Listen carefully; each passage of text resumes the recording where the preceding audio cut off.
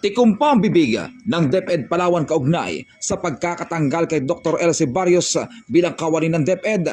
Base sa 23 pahinang desisyon mula mismo sa opisina ng Malacanang na ipinadala sa news team ng mapagkakatiwalaang source, may pananagutan si Barrios sa mga kasong dishonesty, oppression, grave misconduct, receiving of personal use of a fee, gift, or other valuable thing in the course of official duties and conduct prejudicial to the best interest of the service.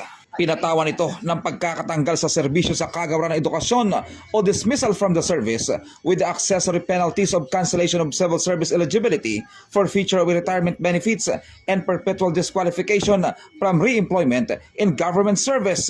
Pirmado ni Acting Executive Secretary Ralph Recto ang naturang desisyon na may petsang November 28, 2025. Samantala wala pang inilalabas na pahayag dito si Barrios habang hindi naman umano maaaring magbigay ng anumang pahayag ang DepEd Palawan hanggat wala pang natatanggap na kopya ng desisyon ang kanilang opisina. MacArthur Asutilla, Basta Radyo, ibandera mo!